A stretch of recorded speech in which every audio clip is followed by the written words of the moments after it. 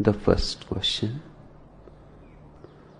When I am working in the West, I feel like an orange warrior and I like it.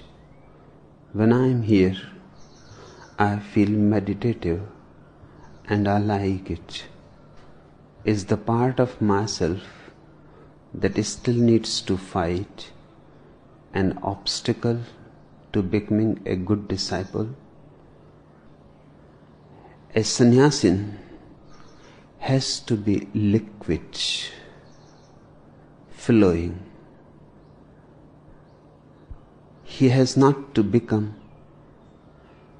stone-like, fixated. He has to be like flowing water. So he can take any form, whatsoever is the need of the moment. He responds accordingly, not according to any fixed pattern, not according to any a priori idea of how a sannyasin should be. There is nothing like that in my vision of sannyas. Never ask me how a sannyasin should be, because that will become a pattern and you will act out of the pattern, and any action out of a patterned life is wrong. One has to be loose, relaxed, so that one can respond to the situation. And situations go on changing. In the West it is different. Here it is different. So when it is needed to be a warrior, be a warrior. And when it is needed to be meditative, be meditative. When it is needed to be an extrovert, be an extrovert. And when it is needed to be an introvert, be an introvert. This fluidity is sannyas. If you become fixated, then you are no more alive. You have become obsessed. Then you are an extrovert or an introvert. Worldly or otherworldly. But you are no more my sannyasin. My sannyasin is indescribable as God Himself, as life itself, as love itself, as inexpressible as existence itself. A sannyasin is in a total harmony with existence. So whatsoever the need of the moment, the sannyasi goes with the moment, flows with the river. He does not go upstream. He does not have any idea how things should be. He has no art. He has no commandments in his mind to be fulfilled, to be followed. This is true discipline. Discipline that brings freedom. Discipline that liberates.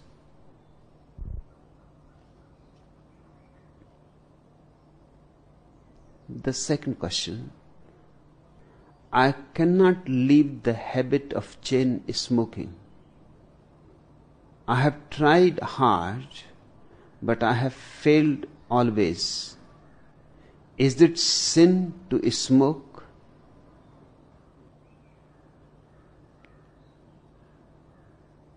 Don't make a mountain out of a molehill.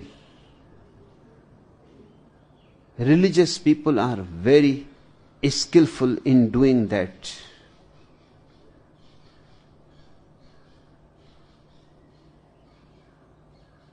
Now what really you are doing when you are smoking?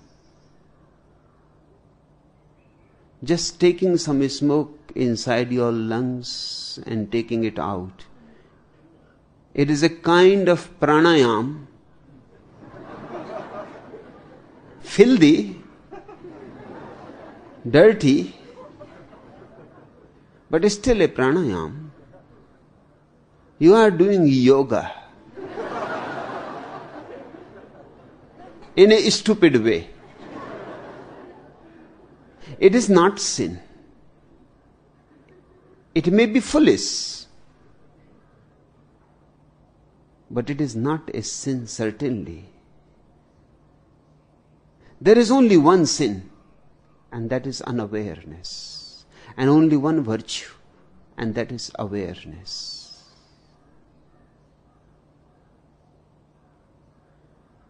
Do whatsoever you are doing, but remain a witness to it. And immediately, the quality of your doing is transformed. I will not tell you not to smoke. That you have tried. You must have been told by many so-called saints not to smoke. Because if you smoke, you will fall into hell.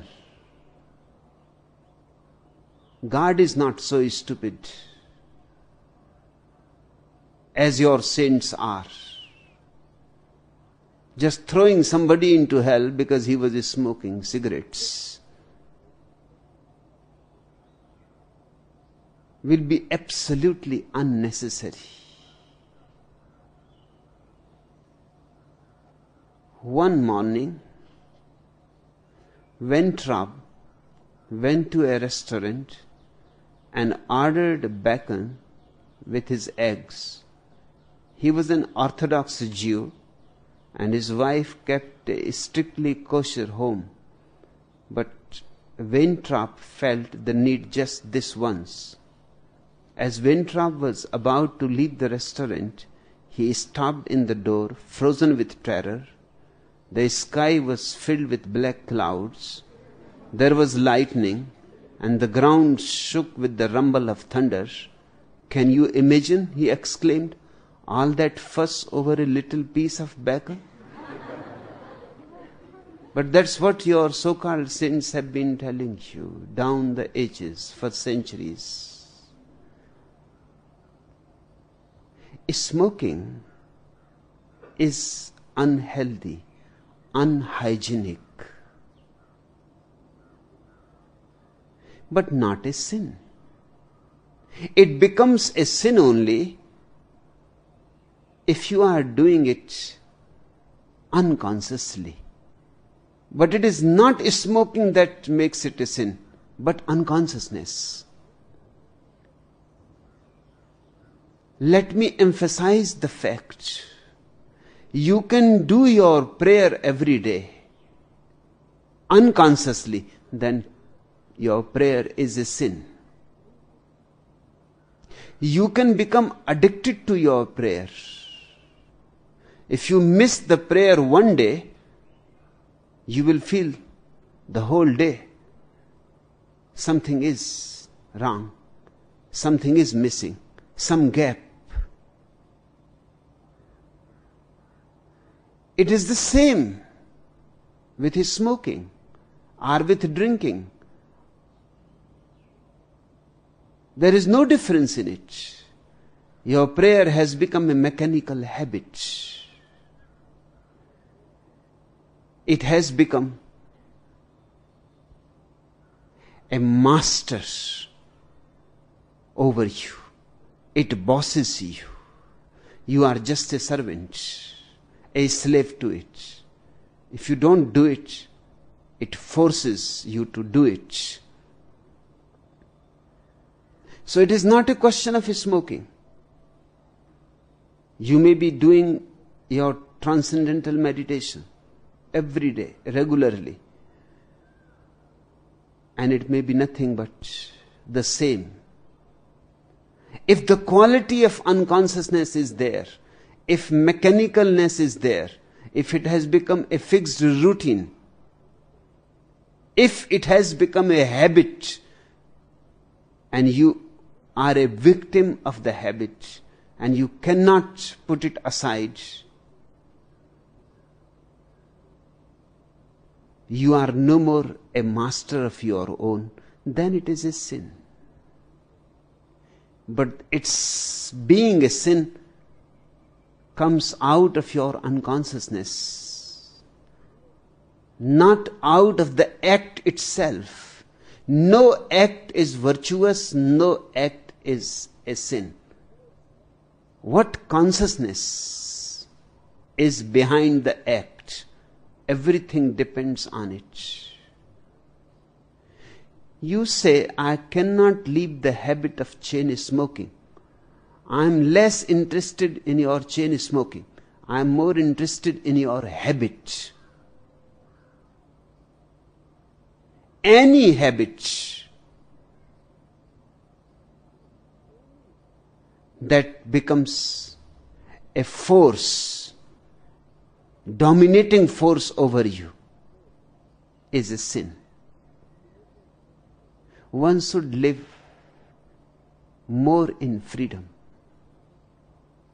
One should be able to do things not according to habits, but according to the situations. Life is continuously changing. It is a flux, and habits are stagnant.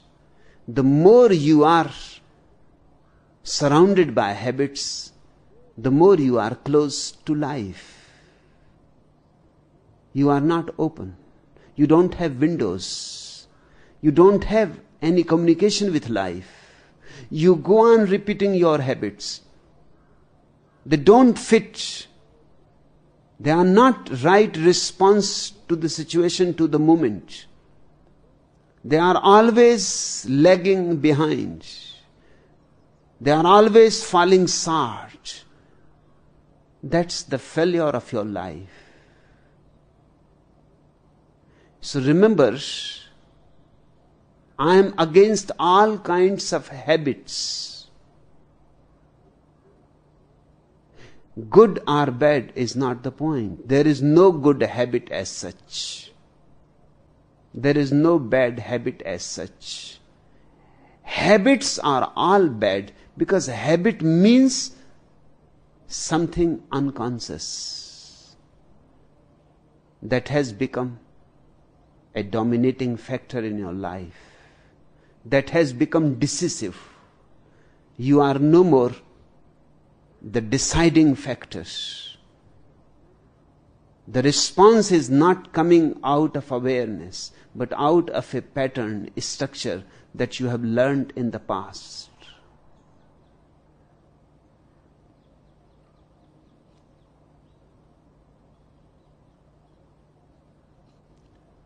Two members of the Salome retirement home, Bluestein and Levin, were strolling past the home of Nelson Rockefeller. If I only had that man's millions, sighed Bluestein, I would be richer than he is. Don't be a dummy, said Levin. If you had his millions, you would be as rich as he is, not any richer. You are wrong, said Bluestein. Don't forget, I could give Hebrew lessons on the side. That's what he has been doing. Even if he becomes Nelson Rockefeller, he will go on giving Hebrew lessons on the side.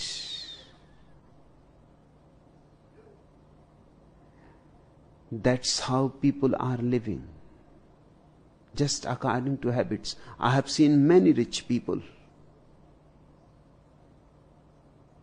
living very poor lives. Before they became rich, their habits became settled.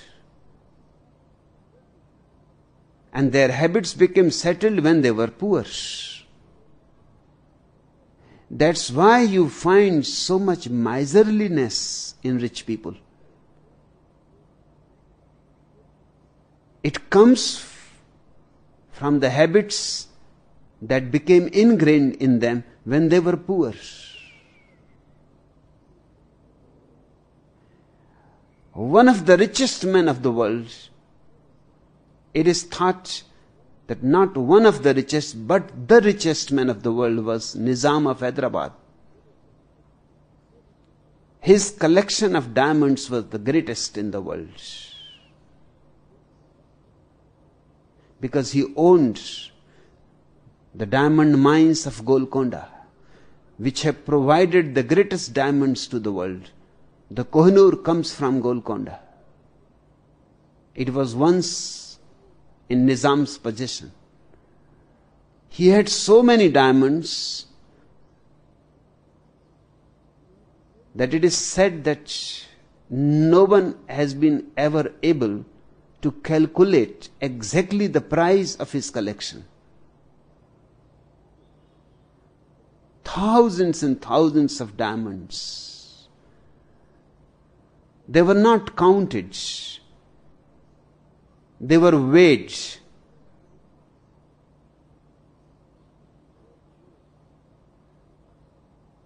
But he was one of the most miserly men in the world. He used a single cap for 30 years. It was stinking. But he won't change it. He continued to wear the same coat for almost his whole life.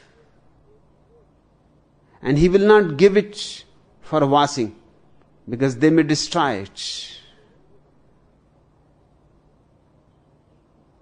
He was so miserly, you cannot imagine that he will collect half smoked cigarettes from the gas ashtrays and then smoke them.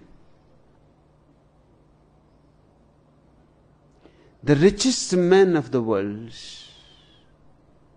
is smoking cigarette pieces smoked by others. The first thing he will do whenever a guest will leave will be to search in the ashtray and collect the ends of the cigarettes. When he died, in his dirty shoes, his greatest diamond was found. He was hiding it in his shoe. Maybe some idea behind it. Maybe he can take it with him to the other world. Maybe he was afraid that when I am dead, people may steal it. It was the greatest diamond. He used that diamond as a paperweight on his table. Before he died, he must have put it inside his shoe. Even when one is dying, one is doing old habits, following old patterns. I have heard the old Mullah Nasruddin had become a very rich man. When he felt death approaching, he decided to make some arrangements for his funeral. So he ordered a beautiful coffin made of ebony wood with satin pillows inside. He also had a beautiful silk kaftan made for his dead body to be dressed in. The day the tailor delivered the kaftan, Mullah Nasruddin tried it on to see how it would look, but suddenly he exclaimed, "What is this? Where are the pockets?"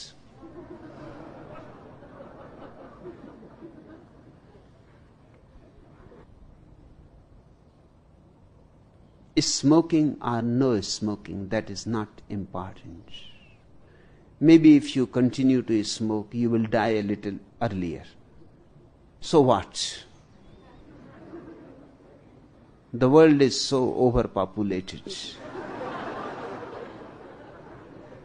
You will do some good by dying a little earlier.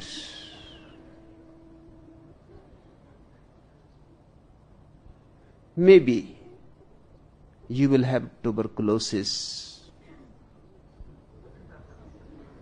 So what? Tuberculosis is now almost like common cold.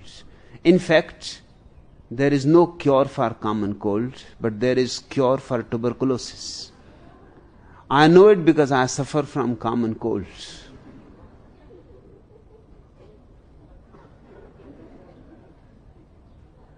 To have tuberculosis is to be very fortunate.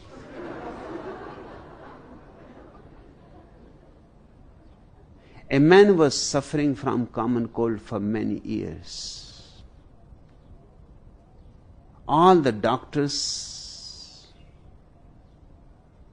were tired of the man.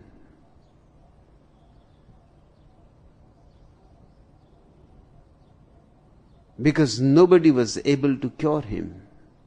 Then a new doctor came to the town. All other doctors told the new doctor, beware of this man. He is going to haunt you. He is a nuisance. His cold cannot be cured. In fact, there is no cure for common cold. They say that if you take medicine, it goes within 7 days. If you don't take the medicine, it goes in 1 week.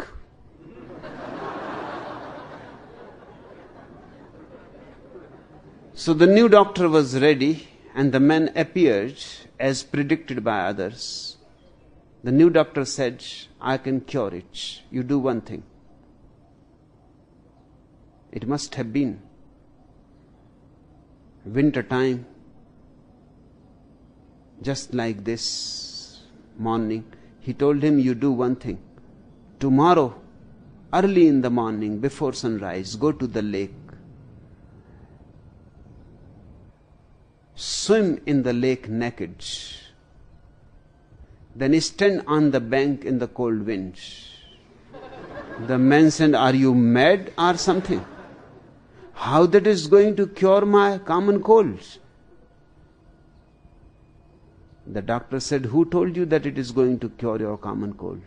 It will give you influenza, and I can cure it.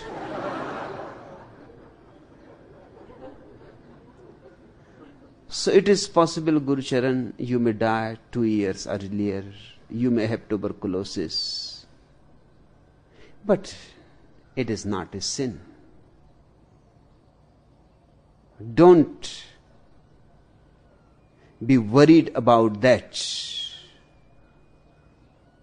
If you really want something to do about your life, dropping smoking is not going to help, because I know people who drop smoking, then they start chewing gum.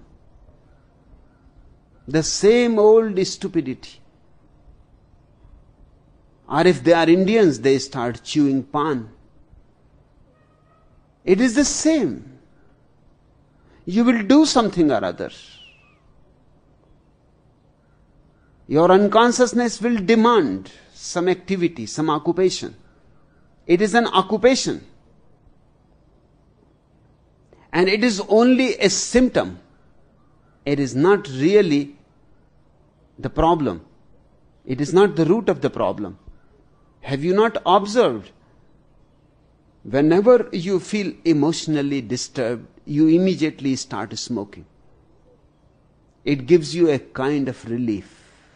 You become occupied. Your mind is distracted from the emotional problem. Whenever people feel tense, they start smoking. The problem is tension. The problem is emotional disturbance. The problem is somewhere else. Smoking is just an occupation. So you become engaged in taking the smoke in and out, and you forget for the time being, because mind cannot think of two things together. Remember it. One of the fundamentals of mind is it can think only of one thing at one time. It is one-dimensional.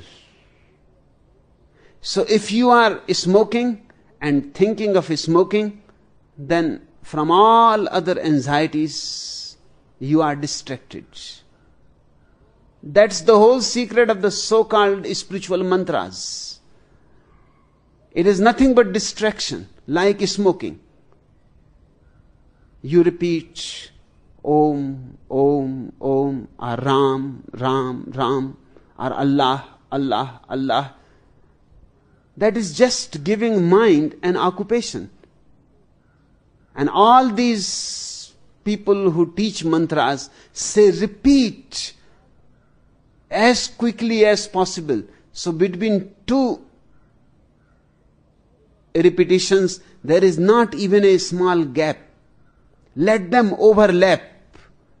So Ram, Ram, Ram. Don't give a gap between two Ramas. Otherwise some thought may enter. Repeat like crazy. Yes, it will give you a certain relief, the same relief that comes by smoking.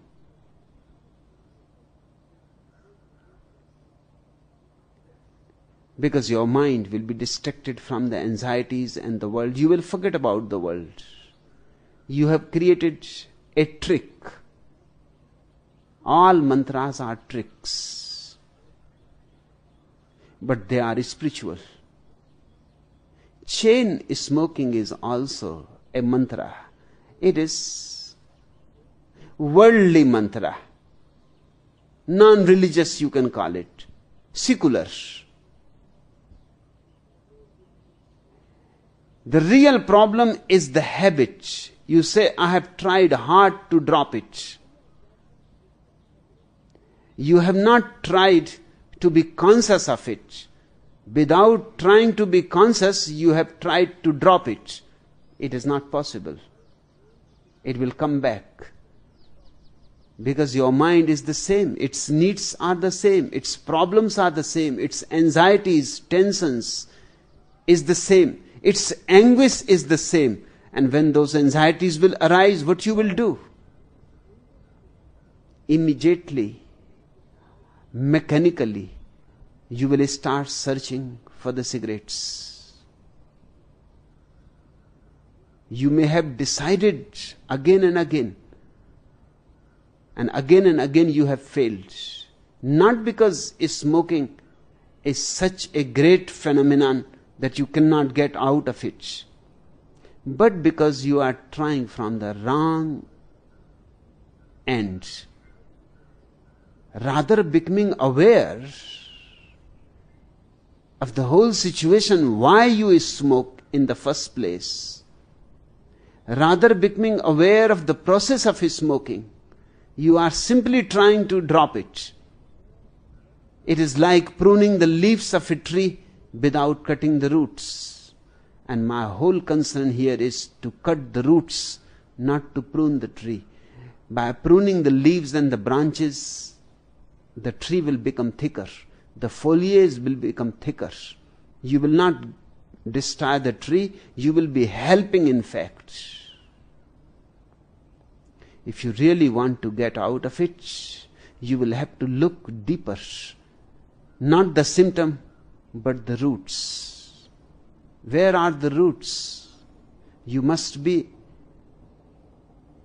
a deep anxiety-ridden person. Otherwise, chain smoking is not possible. Chain smoking is a byproduct. You must be so concerned about 1,001 disturbances inside.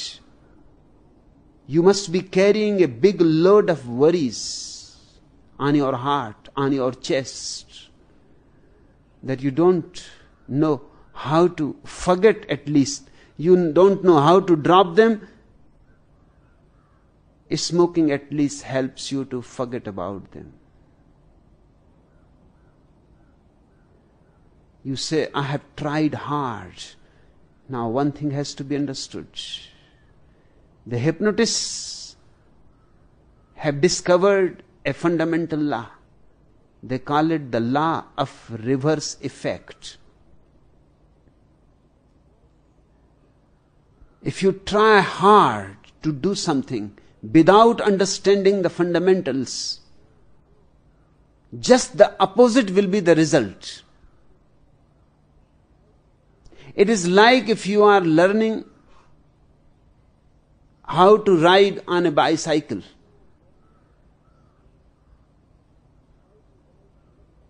You are on a silent road, no traffic, early in the morning, and you see a red milestone just standing there by the side of the road like Hanuman. 60 feet wide roads and just a small milestone, and you become afraid. You may get to the milestone, you may hit against the milestone. Now you forget about the 60 feet wide road. In fact, even if you go blindfolded, there is not much chance of you encountering the milestone, crashing with the milestone. But with open eyes, now the whole road is forgotten. You have become focused. In the first place, that redness is very focusing.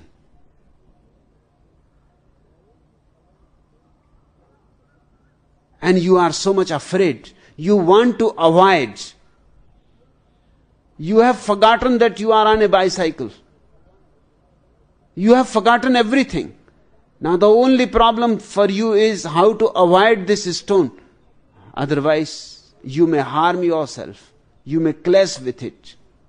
Now the clash is absolutely inevitable. You are bound to clash with the stone.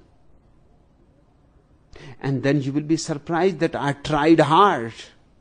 In fact, it is because you tried hard. That's why you have reached to the stone.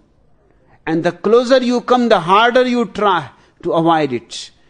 But the harder you try to avoid it, the more focused you become on it. It becomes a hypnotic force. It hypnotizes you. It becomes like a magnet. It is a very fundamental law in life. Many people try avoiding many things and they fall in the same things. Try to avoid anything with great effort and you are bound to fall into the same pit. You cannot avoid it. That is not the way to avoid it. Be relaxed. Don't try hard. Because it is through relaxation you can become aware, not by trying hard. Be calm, quiet, silent. I will suggest smoke as much as you want to smoke. It is not a sin in the first place. I give you the guarantee. I will be responsible. I take the sin over myself. So if you meet God on the judgment day, you can just tell him that this fellow is responsible. And I will stand there as a witness for you that you are not responsible. So don't be worried about its being a sin. Relax and don't try to drop it with effort. No, that is not going to help. Zen believes in effortless understanding. So this is my suggestion. Smoke as much as you want to smoke. Just smoke meditatively. If Zen people can drink tea meditatively, Why not? You can smoke meditatively. In fact, the tea contains the same nicotine as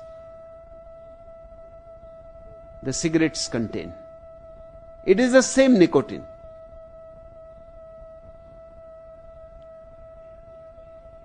There is not much difference. Smoke meditatively, very religiously. Make it a ceremony. Try it my way. Make a small corner in your house just for smoking. A small temple devoted to the god of smoking. Dedicated.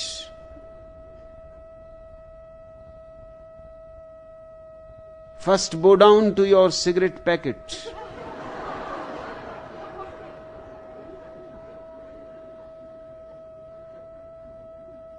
Have a little chit chat. Talk to the cigarettes. Inquire how you are. And then very slowly take a cigarette out of it. Very slowly as you can. Because only if you take it very slowly, you will be aware. Don't do it in a mechanical way as you always do. Then tape the cigarette on the package. Very slowly and as long as you want. There is no hurry either. Then take the lighters. Bow down to the lighters. These are our great gods, deities.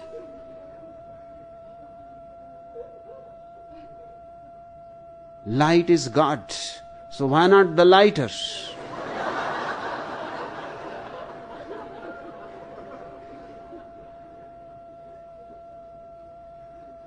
Then start smoking very slowly.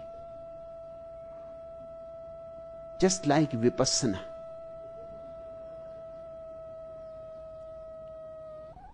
Don't do it like a pranayam, quick and fast and deep. Very slowly. Buddha says, breathe naturally. So you smoke naturally. Very slow. No hurry. If it is a sin, you are in a hurry. If it is a sin, you want to finish it as soon as possible.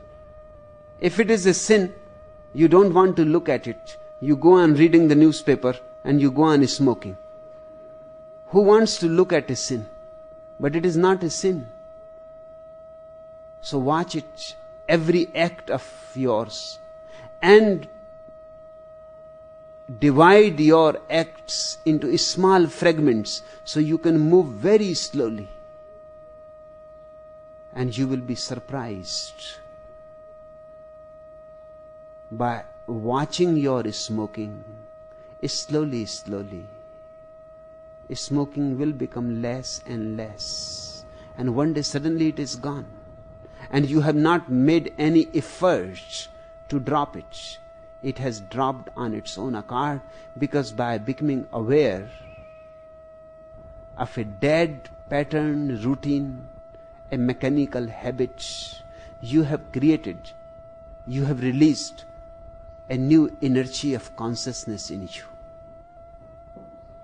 Only that energy can help you. Nothing else will ever help.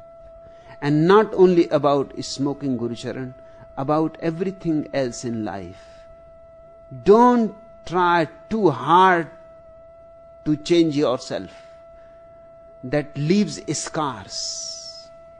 Even if you change, your change will remain superficial. And you will find a substitute somewhere. You will have to find a substitute. Otherwise you will feel empty. And when something withers away on its own accord, because you have become so silently aware of the stupidity of it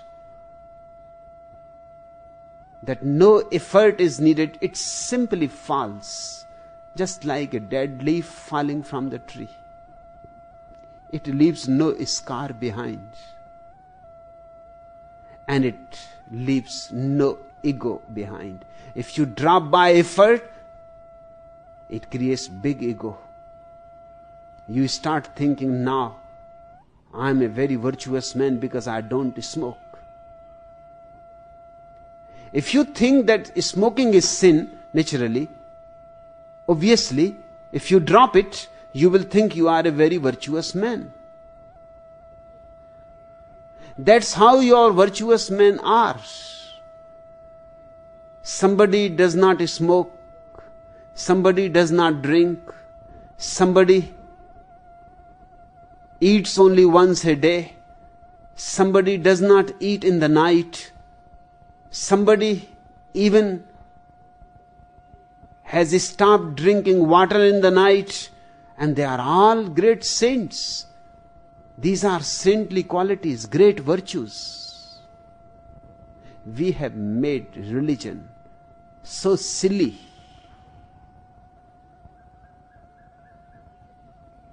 It has lost all glory.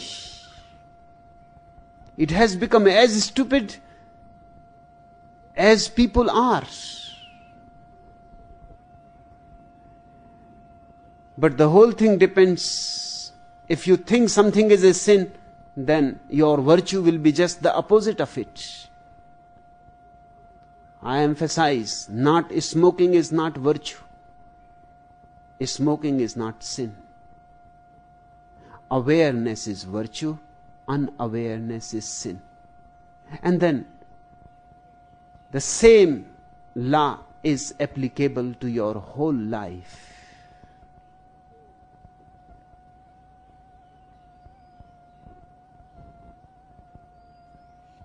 The third question. The other day in discourse you said that sannyas only comes when the point of suicide has been reached. But I did not feel suicidal when I took sannyas, only in deep love with you. My life seemed rich, but you have made it infinitely richer. Am I not a true sannyasin because I don't feel suicidal? And what is love? It is the greatest suicide in the world. Love means committing a suicide. The suicide of the ego. Love means dropping the ego.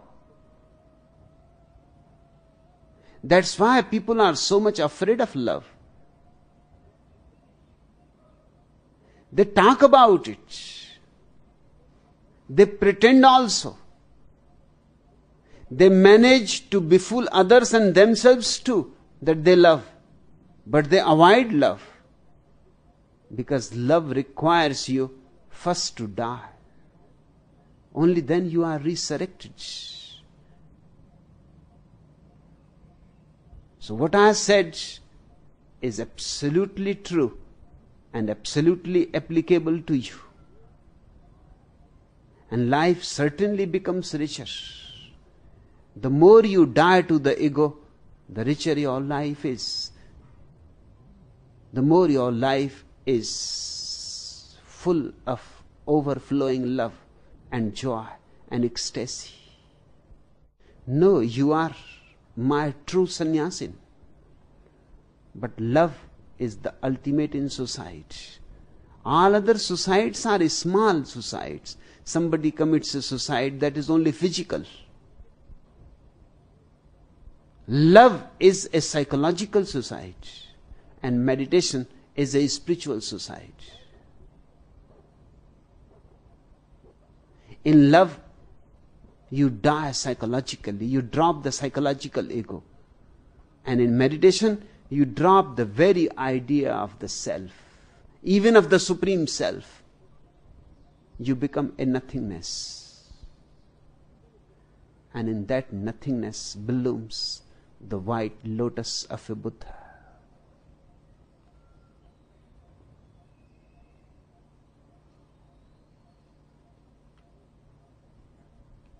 The fourth question, how can I learn the secrets of life? There are no secrets in life. Or you can say, life is an open secret. Everything is available. Nothing is hidden. Just all that you need is eyes to see. It is like a blind man asking that I want to learn the secret of light.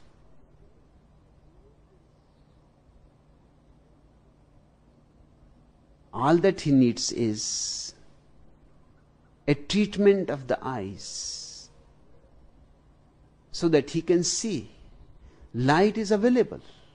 It is not a secret. But he is blind. For him, there is no light. What to say about light? For him, there is not even darkness. Because only eyes can see darkness too. A blind man cannot see darkness. If you can see darkness, you can see light. They are two aspects of the same coin. The blind man knows nothing of darkness and nothing of light. Now he wants to learn the secrets of light.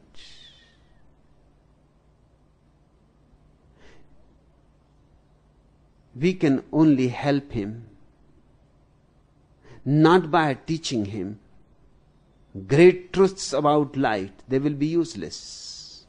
But by operating on his eyes. That's exactly what is being done here. This is an operation theater.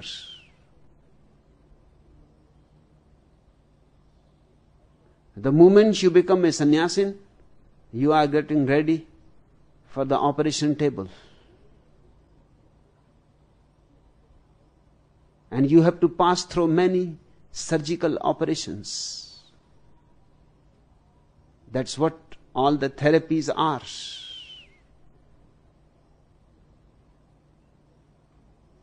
And if you survive all the therapies, then I am there finally to finish you off.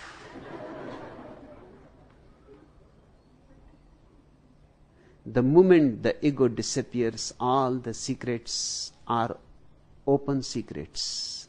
Life is not like a fist, it is an open hand.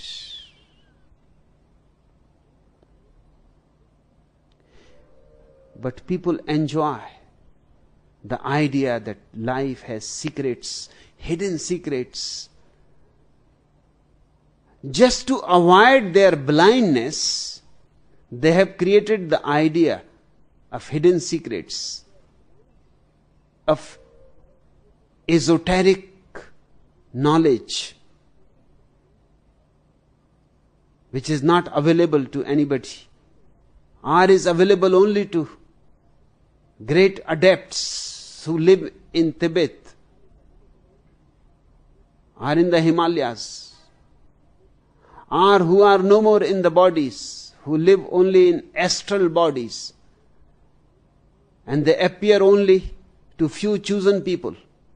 And all kinds of nonsense has been perpetuated down the ages for the simple reason that you want to avoid to see, to recognize the simple fact of your blindness. Rather than saying that I am blind, you say life is very hidden.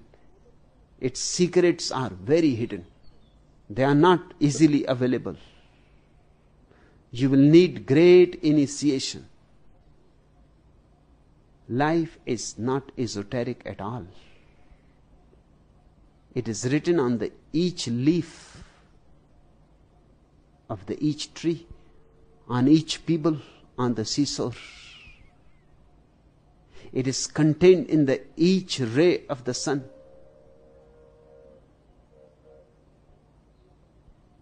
Whatever you come across is life, in all its beauty.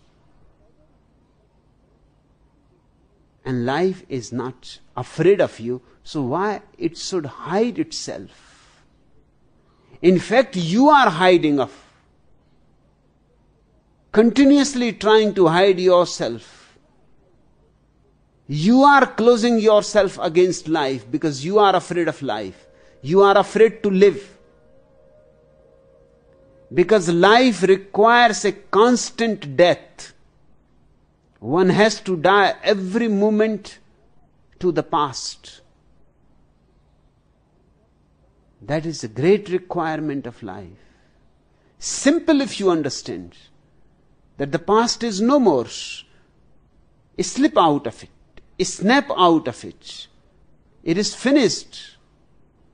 Close the chapter. Don't go on carrying it.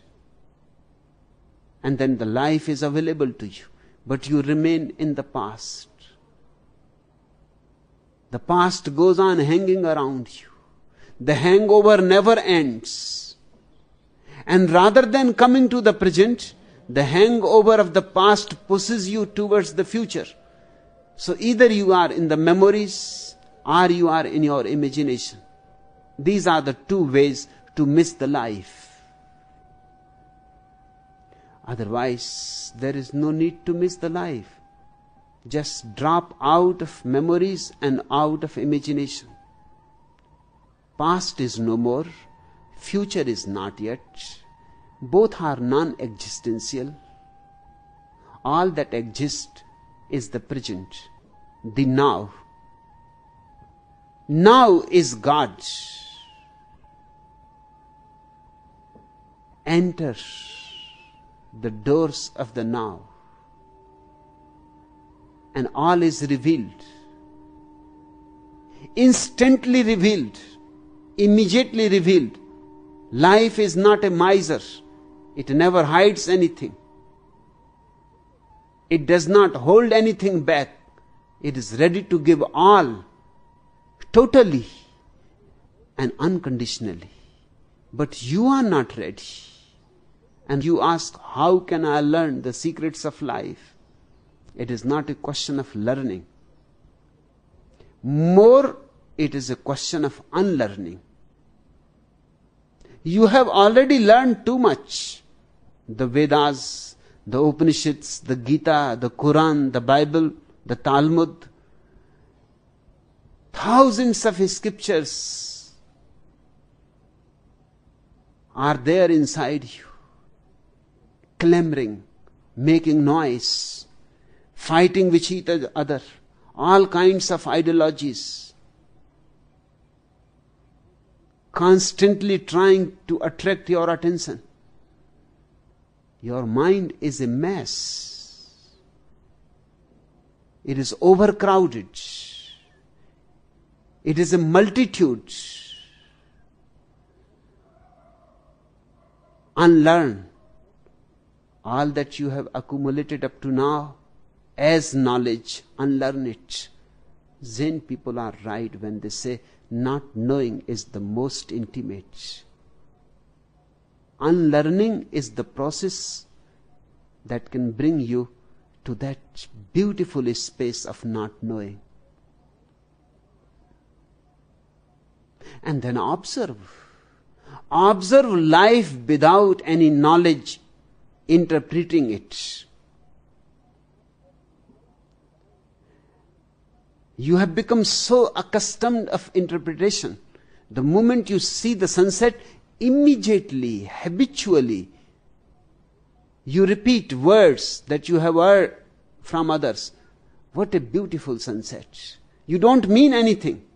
You are not even looking at the sunset. You have not allowed it to penetrate to your heart. You are not feeling any wonder.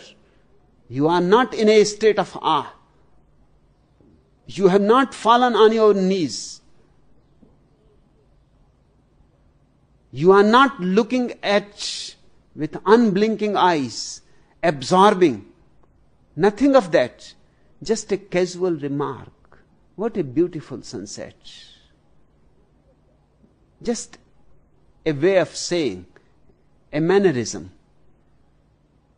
showing that you are cultured, sophisticated, that you know what beauty is, that you have great aesthetic sense, that you have great sensitivity towards nature. You are not looking at the sunset. Have you ever looked at the sunset? If you had looked, you would not have asked this question. The sunset would have told you all. Have you ever looked at a rose flower? Yes, you say, it is beautiful. You may repeat the famous saying, a rose is a rose is a rose. But you are not seeing the rose. You are full of words, all kinds of jargon, poetic, philosophic. But between you and the rose flower there is such a wall, a China wall. Behind the wall you are hiding, and you are asking, how can I learn the secrets of life? And life goes on, utterly nude, utterly naked, absolutely available. All that is required is a not knowing state, an empty space which can absorb it, which can receive it. Only when you are in a state of not knowing, you are a host, and then life becomes a guest. Just observe with no evaluation. Don't say good, don't say bad, don't say beautiful, don't say ugly. Don't say anything at all. Without saying anything, without bringing your mind in, just watch with utterly empty eyes. Like a mirror, reflect the moon, the stars, the sun, the trees, the people, the animals, the birds. And life will pour itself into your being. And it is an inexhaustible source of energy. And energy is delight. William Blake is right when he says energy is delight. And when life pours its energy into your being, it rejuvenates you. It revitalizes you. You are constantly reborn. A real, alive person is born again and again every moment. He is fresh. He is always young. Even when he dies, he is fresh and young. Even in the moment of death, life is pouring more and more energy into him.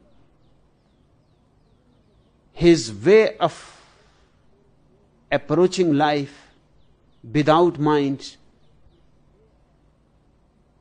helps him to see not only life but death too. And when you are able to see life, you are able to see death. And to see death means there is no death. All is life and eternal, beginningless, endless. And you are part of this infinite celebration. Just watch, be alert, and function from a state of innocence. Your question seems to be knowledgeable. You say, how can I learn the secrets of life? You are still asking like a student, a schoolboy. .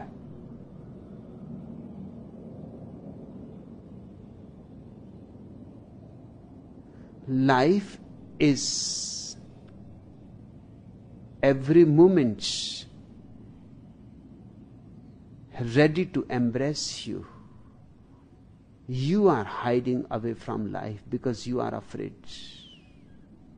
You want life on your terms. You want life to be Hindu or Mohammedan or Christian. And life cannot do that. You want life according to Gita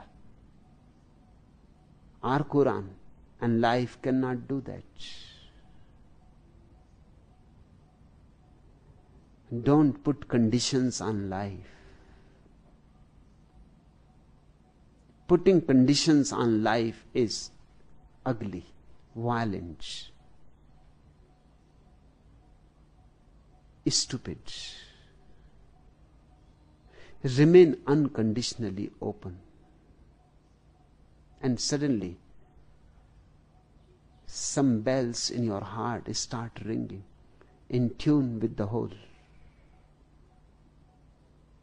A music arises, a melody is born. You are no more separate as a learner, as a knower. Finally, you are not even separate as an observer. The observer and the observed become one ultimately. That is the moment of enlightenment, of Buddhahood. When you are part of this whole, intrinsic part, inseparable, then you are life. What is the need to learn anything? You are it. You are not separate from it. Who is going to learn? And about what? You are life. Then experiencing arises. Not knowing, but experiencing. Not knowledge, but wisdom.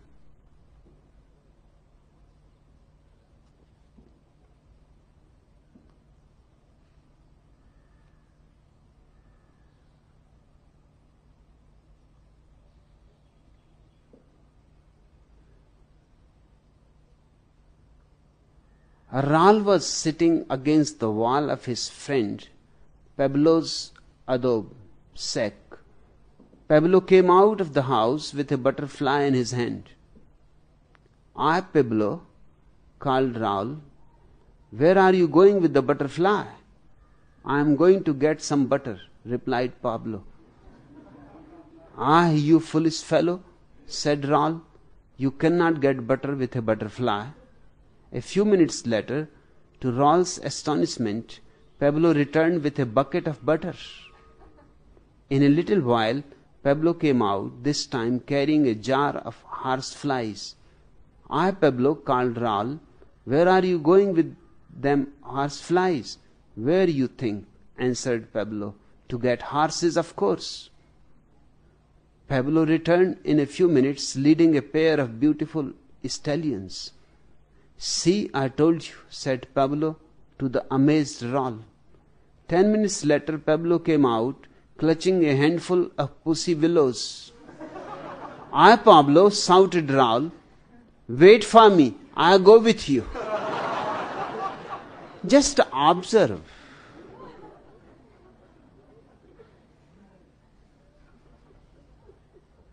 Nothing is hidden, just observe. And slowly, slowly, you will start going with life. Slowly, slowly, you will not remain separate. You will follow life. And to follow life is to be religious.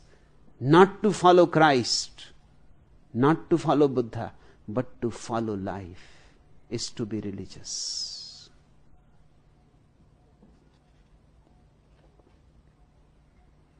The fifth question: I can find the answer to all the questions I ask you within myself, but still I would like to ask you one. just for fun, simply taking up your invitation. Is it really possible for an ordinary person like myself to live in this world, earning and spending, and still be in the state of no mind constantly? I will not answer this question, just for the fun.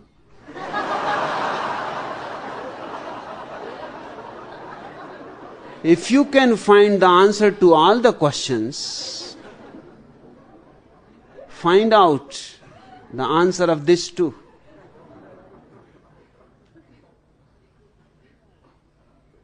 And you don't seem to be an ordinary person who can find all the answers of all the questions within oneself. Can't be an ordinary person. Otherwise, how you will define the extraordinary? No, I will not bother you with an answer. You find within yourself. When you cannot find, then ask me again.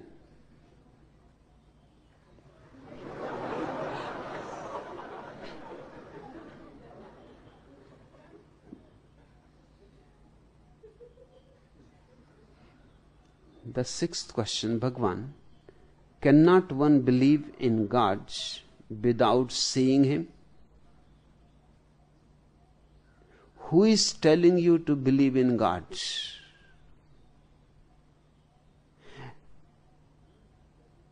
I am against all belief. You must be a very newcomer here.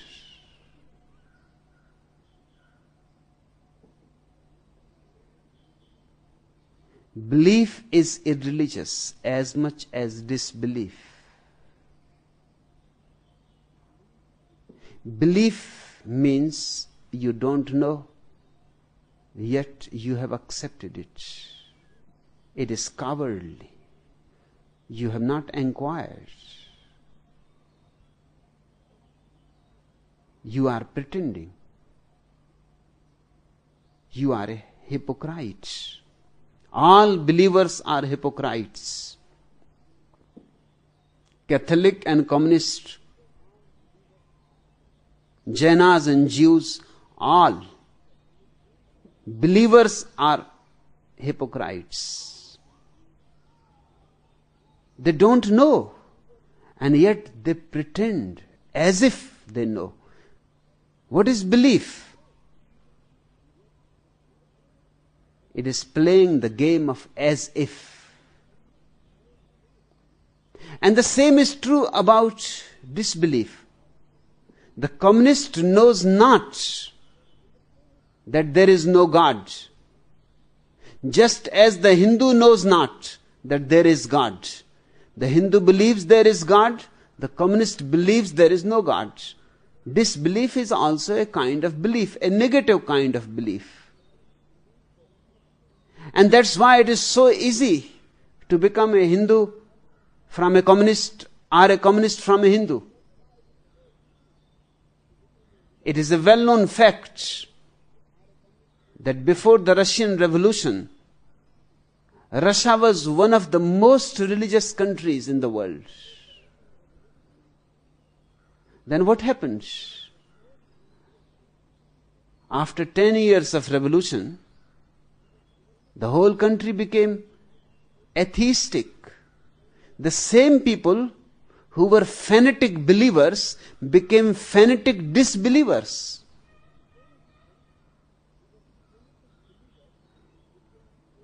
On the surface it looks puzzling, but it is not. The fanaticism is the same. Nothing has changed. They were fanatic Christians, now they are fanatic communists. They believed madly, now they disbelieve madly. Their madness is the same. And their belief was wrong because they had not experienced it. And their disbelief is wrong because they have not yet experienced the absence of God. You ask me, cannot one believe in God without seeing Him? In the first place, there is no need to believe in God. And if you believe, you will never be able to know Him. Belief will become a barrier. Belief is always a barrier. Belief means you are carrying a prejudice, and you will not be able to see that which is. You will project your own idea. That's why a Hindu will see, when he comes to a vision of God, he will see Krishna with the flute. He will never see Christ. He will never see Mahavira.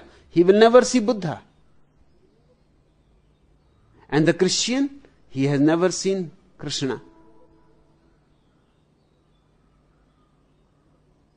or Buddha. And a Jew,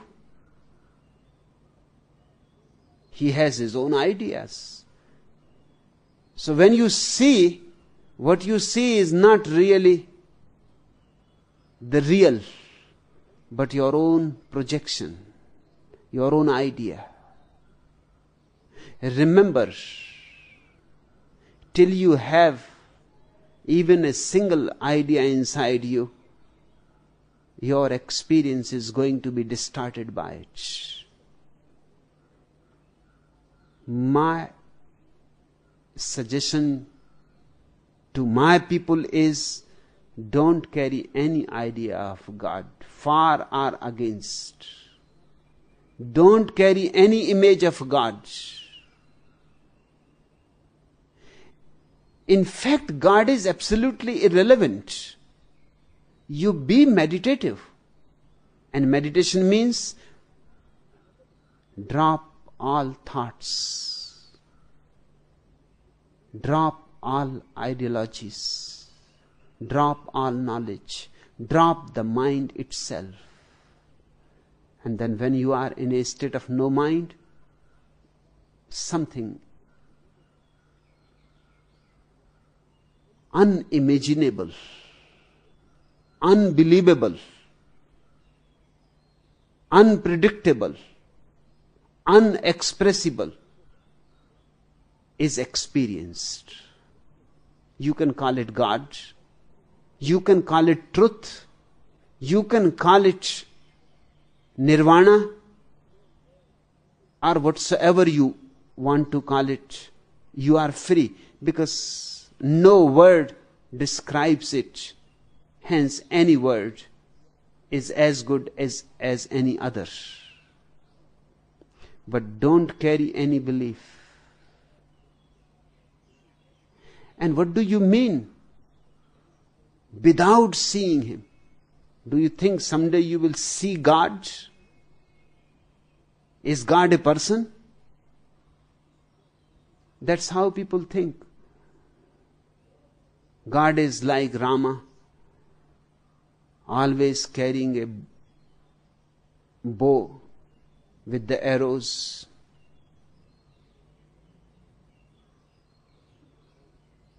Now in 20th century, carrying a bow would look so foolish. Give him an atom bomb. That will look far more contemporary.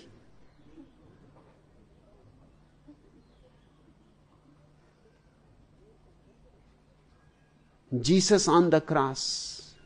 20 centuries have passed. Now we have electric chairs. Give him an electric chair. At least he can rest on the chair. Still you go on giving him cross. Make your ideas a little more contemporary. They are all out of date.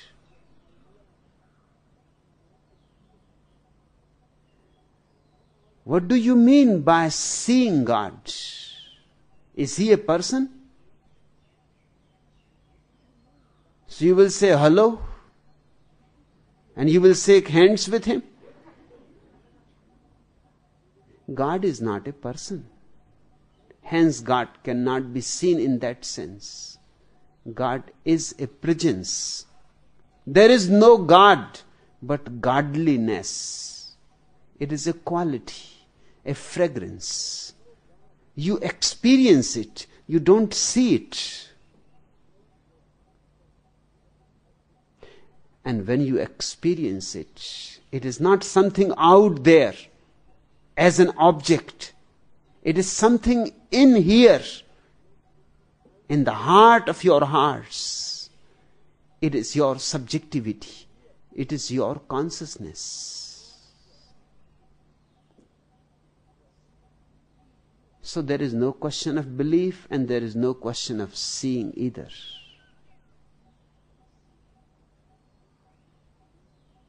But people are brought up in all kinds of beliefs.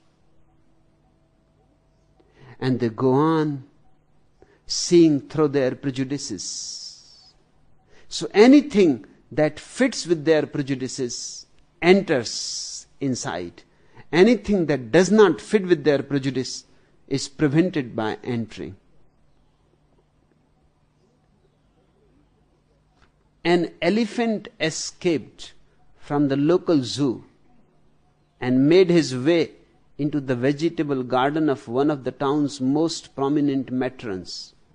Unfortunately, this lady had only just returned from a cocktail party where she had had just a little too much to drink. She was not too drunk, however, to see the beast in her garden, and she had the presence of mind to call the police. "Quick," she said, "there is some kind of huge, strange-looking animal in my garden." "What is he doing?" asked the desk sergeant.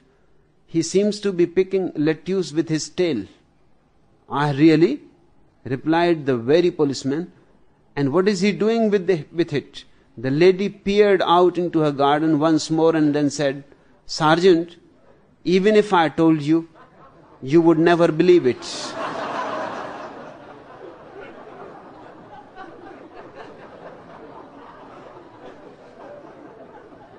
God has been experienced. Nobody has been ever able to say what exactly that experience is. And even if somebody tries to say to it, you are not going to believe it. Your prejudices, your a priori ideas will prevent you. No, Suren Mohan, no need to believe in God. No need even to believe that one day you are going to see Him. In fact, God is not a religious subject at all. You will be surprised when you hear it. God is a philosophic subject. It is for those useless people who go on endlessly into logic chopping and hair splitting. It is for those people to discuss about God. A religious person is not interested in God. He is more interested in the very source of his being. Who he is. Who am I? That is the most fundamental religious question. Not God, not heaven, not hell, but who am I? And if you can find the truth of your own being, you would have found all truth that is needed to know and is worth knowing. You would have found God, and you would have found Nirvana, and you would have found all that the seers, the rishis, the Buddhas, the prophets down the ages have been telling you to inquire into. But don't make a philosophical inquiry. Otherwise, you will end up with a conclusion. And all conclusions are dangerous. Because once you conclude, you become fanatic about your conclusion. You start clinging to it. You become afraid of truth. Because who knows, truth may disturb your conclusion. And your conclusion is so cozy and so convenient. And it has helped you to give a certain feeling of security. So you go on clinging to your conclusion. And your conclusion is your conclusion. If you are unaware what value your conclusion can have, your conclusion cannot be bigger than you. Your conclusion cannot be higher than you. Your conclusion will be as high, as deep as you are high and you are deep. Your conclusion will only reflect you. God is not a conclusion. It is not arrived by logical processes, by believing, by discussing, by analyzing. No. All mind processes have to cease. When all processes have ceased, something, call it X, Y, Z, suddenly wells up within you. Few qualities can be indicated. You will feel tremendously ecstatic, blissful, at home, at ease. For the first time, the existence will be your home. You will not be an outsider, a stranger. For the first time, there will be no conflict between you and existence. No struggle for the survival of the fittest. For the first time, you will be in a state of let go. And in let go wells up great joy. You will be able to sing the song that you have brought in your heart and is still unsung. You will be able to bloom into thousands of flowers. Or as in the East we say, you will bloom into 1,000-petaled lotus of consciousness, of awareness. That is God. Or better, godliness.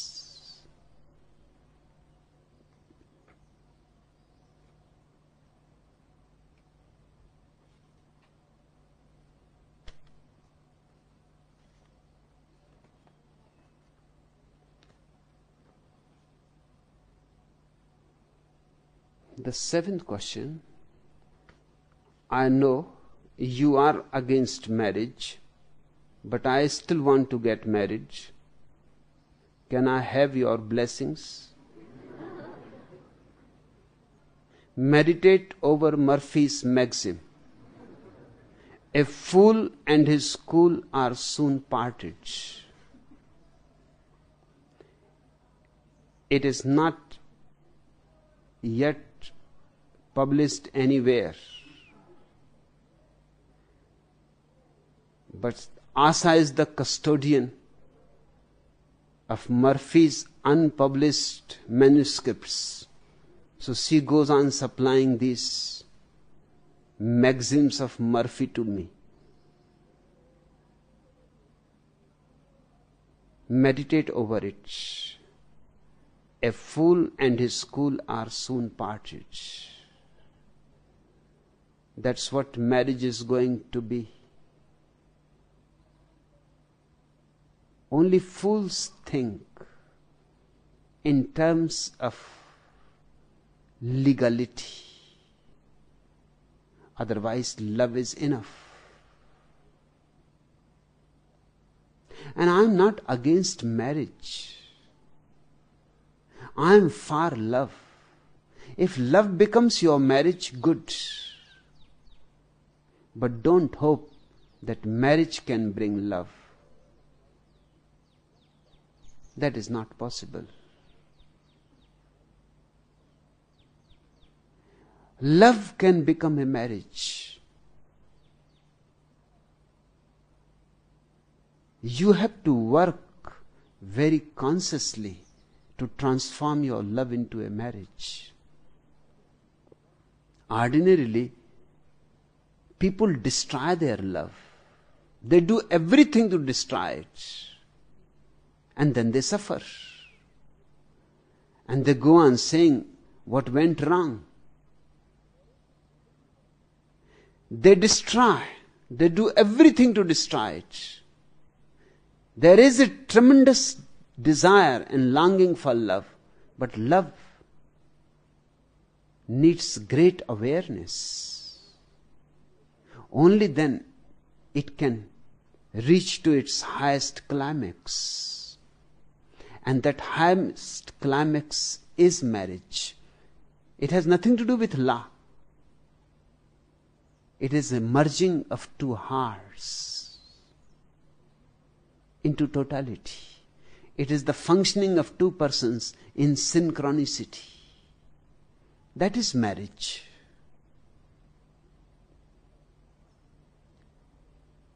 But people try love, and because they are unconscious, their longing is good, but their love is full of jealousy, full of possessiveness, full of anger, full of nastiness.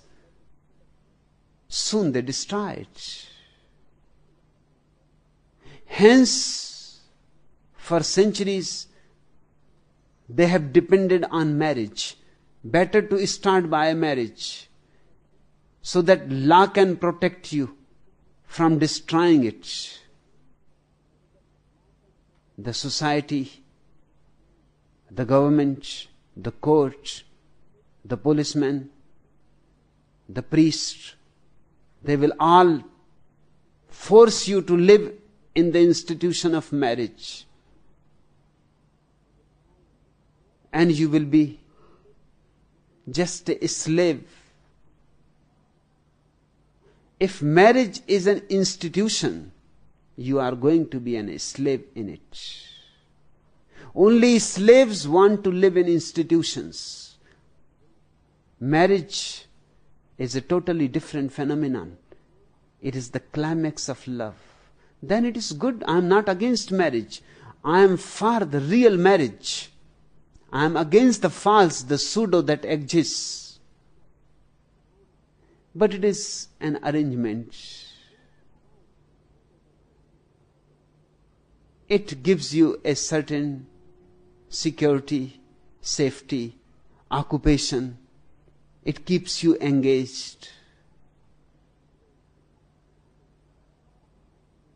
Otherwise, it gives you no enrichment. It gives you no nourishment.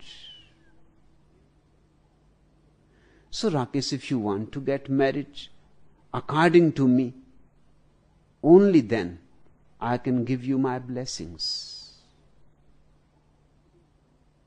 Learn to love and drop all that goes against love. It is an uphill task. It is the greatest art in existence to be able to love. One needs such refinement, such inner culture, such meditativeness, that one can see immediately how one goes on destroying. If you can avoid being destructive, if you become creative in your relationship, if you support it, nourish it, if you are capable of compassion for the other person, not only passion, passion alone is not able to sustain love. Compassion is needed. If you are able to be compassionate to the other, if you are able to accept his limitations, his imperfections, if you are able to accept him the way he is or she is, and still love, then a marriage one day happens. That may take years. That may take your whole life. You can have my blessings. But for a legal marriage, you need not have my blessings. And my blessings won't be of any help either.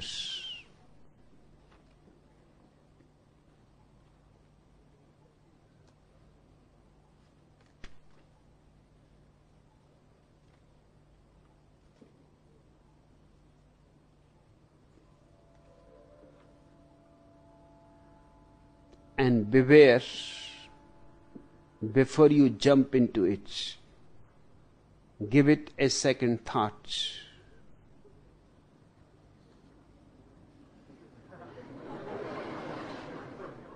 A woman walks into a pet shop and sees a bird with a big beak.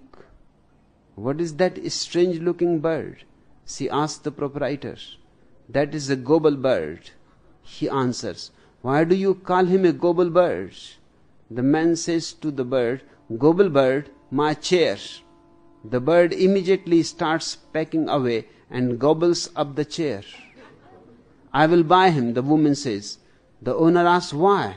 Well, she says, when my husband comes home, he will see the bird and ask, what is that? I will say, a gobble bird. And then he will say, gobble bird, my foot. Just be a little aware before you move.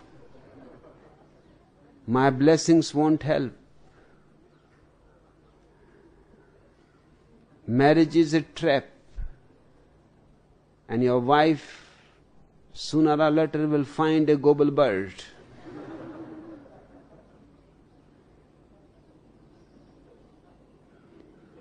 Mrs. Moskowitz loved chicken soup. One evening she was spooning it up when 3 of her husband's friends came in. Mrs. Moskowitz, the spokesman, said, we are here to tell you that your husband, Izzy, has been killed in an automobile accident. Mrs. Moskowitz continued eating her soup. Again they told her, still no reaction. Look, said the puzzled speaker, we are telling you that your husband is dead. She went right on with the soup. Gentlemen, she said between mouthfuls, soon as I am finished with this chicken soup, you gonna hear some scream.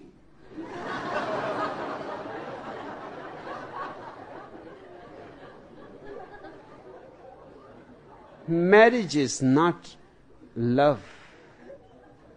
It is something else. A woman at the grave of her husband was wailing, ah, Joseph, it is 4 years since you have gone, but I still miss you. Just then Grossberg passed by and saw the woman crying. Excuse me, he said, who are you mourning? My husband, she said, I miss him so much. Grossberg looked at the stone and then said, your husband? But it says on the gravestone, sacred to the memory of Golda Krebs. Ah, yes, he put everything in my name.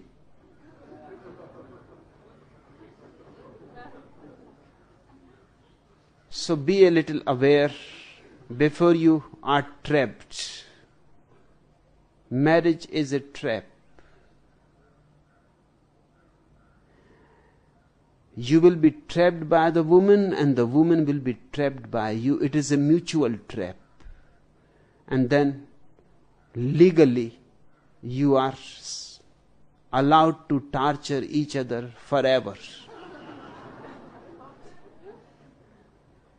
And particularly in this country,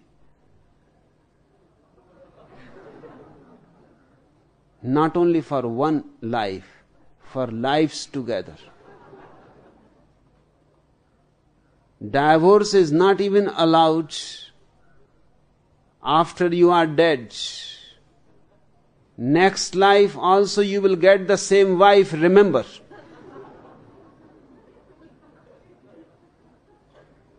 And the last question, what is going on?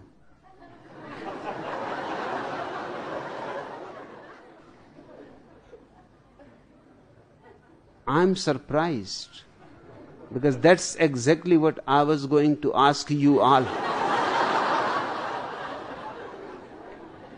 I don't know. But not knowing is the most intimate. Enough for today.